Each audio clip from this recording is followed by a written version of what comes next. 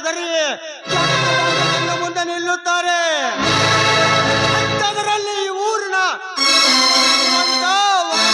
ಸಿಂಧೂರ ದೇಸಾಯಿ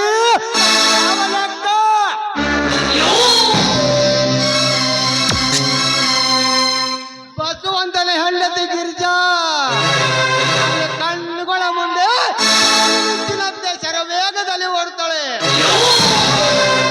ಕಾಲು ಕಾಲುವರೆಗೆ ಓಡು.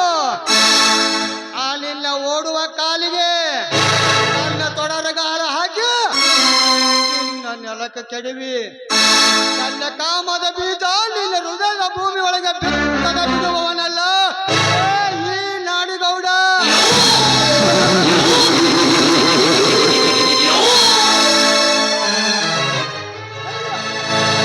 ಸಕ್ಕಿನವಳೆ, ಈ ಊರ ದಳಪತಿ ಮಾತು ನಿನ್ನ ಕಿವಿಗೆ ಕೇಳಿಸಲಿಲ್ಲವೇ?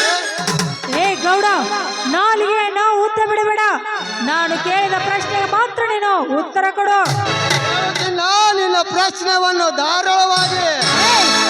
ನೀನು ಮಾನವನಿಗೆ ಹುಟ್ಟಿದೀಯಾ ತಾನೆ ಅಥವಾ ಏ ಗಿರ್ಜಾ, ನಾನು ಮನುಷ್ಯ ಅಂತರ ತಿಳ್ಕೋ, ಹಸು ಅಂತರ ತಿಳ್ಕೋ. ಹಸುವಿನಿಂದ ತೊಳೆನಾಡುತ್ತಿದ್ದನು. ದೀನನಾಗಿ ನಿನಗಾಗಿ ಭಿಕ್ಷಾಂದೆ ಎಂದು ದೀನನಾಗಿ ಬೇಡ್ತಿರುವೆ. ಗಿರ್ಜಾ, ಏ ಗೌಡ, ನಾನು ಸ್ವಚ್ಛ ಮನಸ್ಸಿನಿಂದ ಈಗ ತಾನೇ ದೇವರಿಗೆ ಹೊರಟಿದ್ದೇನೆ. ಮರ್ಯಾದೆಯಿಂದ ಹೇಳ್ತಾ ಇದ್ದೇನೆ, ದಾರಿ ಬಿಡೋ ನನಗೆ. ದಾರಿ ಬಿಡುತ್ತೇನೆ, ಆದರೆ ನಾನು ಕೇಳುವ ಪ್ರಶ್ನೆಗೆ ನೀನು ಹೂ ಅಂದ್ರ ಮಾತ್ರ. ಇಲ್ಲವಾದ್ರೆ ಏನು ಮಾಡುವಿಯೋ? ನನ್ನ ಹೃದಯದ ತೋಟದವರೆಗೆ ಬಂದಿದೆಯಾ? ನೀನು ಹೂವು ಮುಡಿಯದೆ ಹೋಗುದು ಖಂಡಿತ ಸರಿಯಲ್ಲ.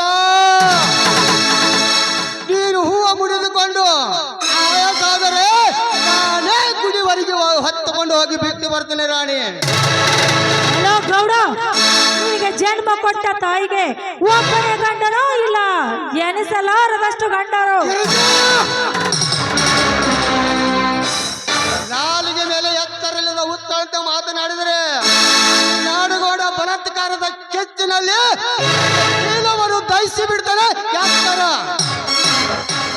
ನಿನ್ನ ತಾಯಿಯ ಬಗ್ಗೆ ಮಾತನಾಡಿದ್ರೆ ನಿನಗೆ ಇಷ್ಟೊಂದು ಕೋಪ ಬರ್ತಾ ಇದೆಯಲ್ಲ?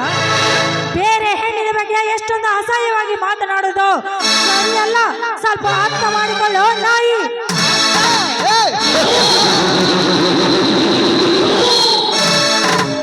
ಅರ್ಥ ಮಾಡಿಕೊಂಡು ಕಂಗೊಳಿಸುವ ನಿನ್ನ ನಯನ ಹಂಸದಂತೆ ನಡಿಗೆ ನೋಡಿದ ಹೆಣ್ಣನ್ನು ಮುತ್ತ ಕೊಡದೆ ಬಿಡುವವನಲ್ಲ ಈ ನಾಡುಗೌಡ. ಮನಸ್ಸಿಲ್ಲದ ಹೆಣ್ಣನ್ನು ಈ ರೀತಿ ಒತ್ತಾಯಿಸೋದು ಸರಿಯಲ್ಲ. ಸುಮ್ಮನೆ ಮೂರು ಮುಚ್ಚಿಕೊಂಡು ಸುಮ್ಮನೆ ಹೊರಟೋಗೋ ಇಲ್ಲಿಂದ. ಹೊರಗೆ ಹೋಗು. ಹೊರಗೆ ಹೋಗಲು ಬಂದಿಲ್ಲ ಈ ಸರ್ದಾರ ನಾಡುಗೌಡ. ಯೌವನ ತುಂಬಿಕೊಂಡ ಪಕ್ಕ ಬಲಿತ ಹಕ್ಕಿಯನ್ನು ಹೊಂಚು ಹಾಕಿ ನನ್ನ ಕಾಮದ ಕೊಕ್ಕಿಯಿಂದ ನಿನ್ನ ನೆತ್ತಿಯನ್ನು ಕುಕ್ಕಿ ಕಳಿಸುವುದೇ ಕಾರುಡನ ಕಾರಿಸ್ತಾನ. ಗೌಡ, ಮಾನವಂತರ ಮನೆತನದಲ್ಲಿ ಹುಟ್ಟಿ ಇಂಥ ನೀಚ ಕೆಲಸ ಮಾಡಲು ಬಂದಿದ್ದೀಯ. ಆದ್ರೆ ನಿನ್ನ ಪರಿಣಾಮ ನೆಟ್ಟಗಾಗುವುದಿಲ್ಲ. ಬಲ ಎಚ್ಚರ ಕಣ, ಎಚ್ಚರ. ಎತ್ತರ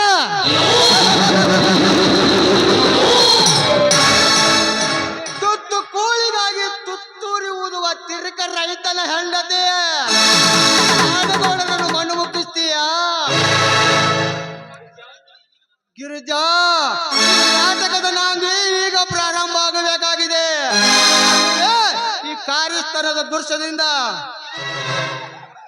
ನನ್ನ ಸೇಡಿನ ರಕ್ತದಿಂದ ಕಳಕಳೆಯಿಂದ ಬರೆದಿರುವ ನಾಟಕದಲ್ಲಿ ನೀನು ನಾಯಕಿ ಆದರೇನು, ಕಳ್ಳು ನಾಯಕಿ ಆದರೇನು, ನನ್ನ ಒಳಗೆ ನನಗೆ ಸುಖ ನೀಡಲೇ.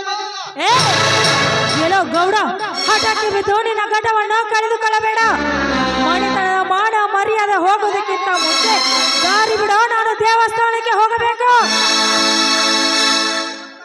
ದೇವಸ್ಥಾನ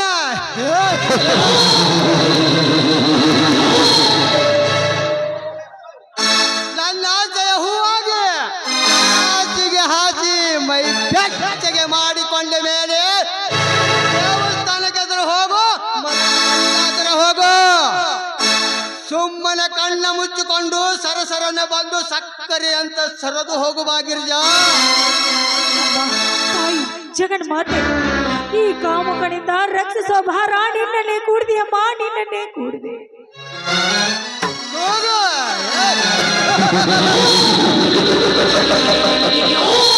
ನಿನ್ನ ನೋವಿನ ಕೂಗಾದರೂ ಕೇಳಿ ಆ ನಿನ್ನ ತಾಯಿ ನನ್ನ ಬಂಧನದಿಂದ ಬಿಡಿಸಿಕೊಂಡು ಹೋಗಲೇವ.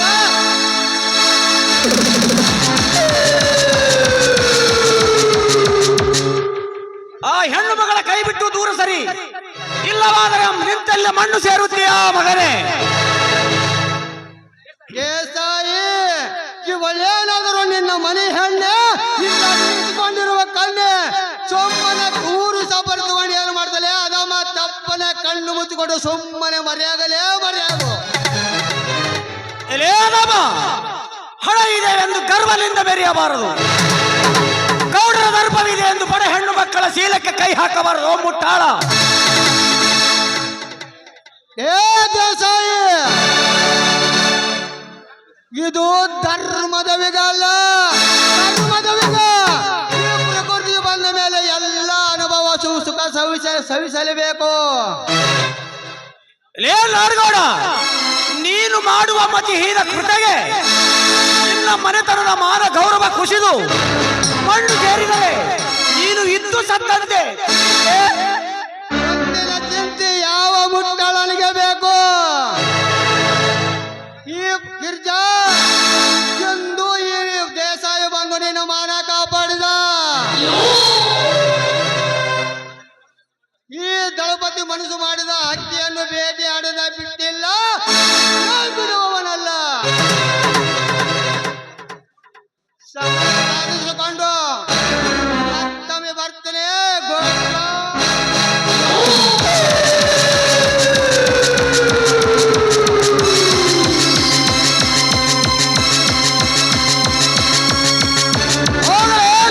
ದಳಪತಿ ತಂಗಿ ಗಿರಿಜಾ, ಇಂಥ ಕಾಮ ಪಿಶಾಚಿಗಳು ಊರಿನ ಗಲ್ಲಿ ಗಲ್ಲಿ ನಾಯಿ ಕೊಡಿಯಂತೆ ಬೆಳೆದು ನಿಂತಿದ್ದಾರೆ. ಅಂದ ಮೇಲೆ ಮಾನವಂತ ಸ್ತ್ರೀಯರು ಮನೆ ಬಿಟ್ಟು ದೇವಸ್ಥಾನಕ್ಕೆ ಹೋಗಲು ಹಿಂದೇಟು ಹಾಕುತ್ತಾರಮ್ಮ. ಪರಶಿವನ ರೂಪದಲ್ಲಿ ಬಂದು ನೀವು ನನ್ನ ಮಾನ ಪ್ರಾಣವನ್ನು ಕಾಪಾಡಿದ ನನ್ನ ಪಾಲಿನ ತಂದೆಯಪ್ಪ ನೀವು.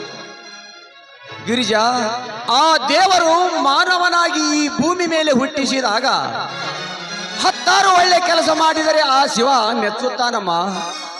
ಅಗೋ ಬಸವಂತ ಈ ಕಡೆನೆ ಬರ್ತಾ ಇದ್ದಾನೆ. ಈಗ ನಡೆದ ಕರಾಳ ಅಧ್ಯಾಯವನ್ನು ಅವನ ಮುಂದೆ ವಿಸ್ತರಿಸಬೇಡಮ್ಮ. ಸೌಕರ್ಯ ಸುತ್ತು ಹಳ್ಳಿಗೆ ತಂದೆಯಾಗಿರುವ ನೀವು ನಿಮ್ಮ ಮಾತನ್ನು ನಾನು ಪಾಲಿಸದೇ ಇರುವಳೇ ಈ ನಿಮ್ಮ ಮಗಳು.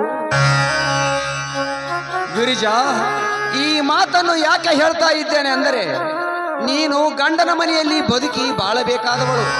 ಇಂಥ ಕೆಟ್ಟ ಸಂಗತಿ ಗಂಡನ ಮುಂದೆ ಬಿಚ್ಚಿ ಹೇಳಿದರೆ ಮುಂದೆ ನಿನ್ನ ಜೀವನಕ್ಕೆ ಆಪತ್ತಿನ ಸರಮಾಲಿ ಸೃಷ್ಟಿಯಾಗುತ್ತದಮ್ಮ. ತಂಗಿ, ನಾನು ಹೋಗಿ ಬರುತ್ತೇನಮ್ಮ. ಆಯ್ತು ಗಣೇಶ. ಎಂಥ ಪುಣ್ಯಾತ್ಮರೂ ಇರು. ಈ ಸಮಾಜದಲ್ಲಿ ಇಂಥ ಒಬ್ಬ ಒಳ್ಳೆ ವ್ಯಕ್ತಿ ಇದ್ದರೆ ಯಾವುದೇ ಹೆಣ್ಣು ಮಗಳು ಒಂದು ಗಂಡು ಮಗುವನ್ನು ಹೆತ್ತರೆ ಇವರ ಹೆಸರನ್ನು ಇಡಬೇಕು ಅಂತ ನನಗೆ ಅನಿಸ್ತಾ ಇದೆ. ಸರಿಯಾದ ಸಮಯಕ್ಕೆ ಬಂದು ನನ್ನ ಮಾನ ಪ್ರಾಣವನ್ನು ಕಾಪಾಡಿದ್ರು ಈ ಪುಣ್ಯಾತ್ಮರು. ಏಕೆ ಗಿರಿಜಾ, ಎಷ್ಟೊಂದು ಗಾಬರಿಯಿಂದ ಕಳ್ಳ ಬೆಕ್ಕಿನಂತೆ ಮೆಲ್ಲ ಮೆಲ್ಲನೆ ಹೆಜ್ಜೆ ಹಾಕುತ್ತಾ ಹೊರಟಿರುವೆಯಲ್ಲ? ಮುಂದೇನಾದರೂ ಈ ರಸ್ತೆಯಲ್ಲಿ? ಸ್ವಾಮಿ, ನಾನು ನಡು ರಸ್ತೆಯಲ್ಲಿ ಬರುತ್ತಿರಬೇಕಾದ್ರೆ ಒಂದು ಕಾಡು ಮೃಗ ನನ್ನನ್ನು ಅಟ್ಟಿಸಿಕೊಂಡು ಬಂತು. ಅಷ್ಟರಲ್ಲಿ ಗಿರಿಜಾ, ಮುಂದೇನಾಯಿತು ಗಿರಿಜಾ? ದೇವರ ದೊಡ್ಡವನು ಸ್ವಾಮಿ.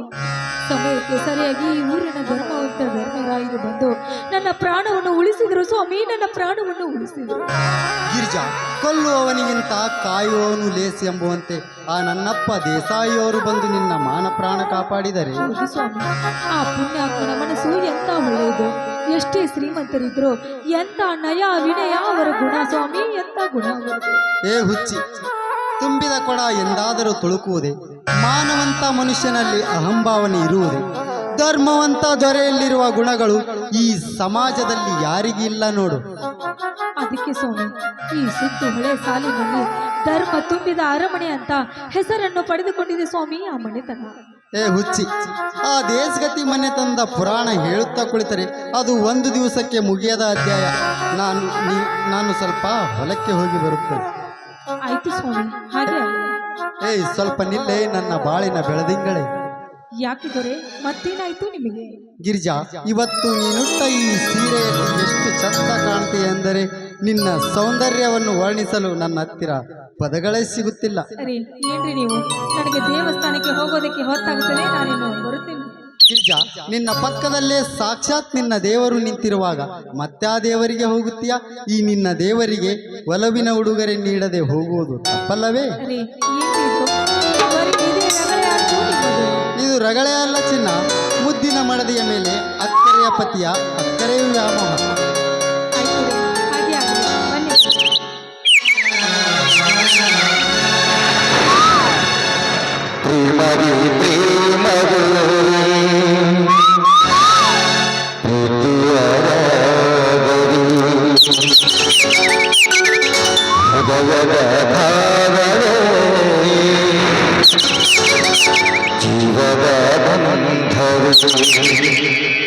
ನನ್ನ ನಂತರ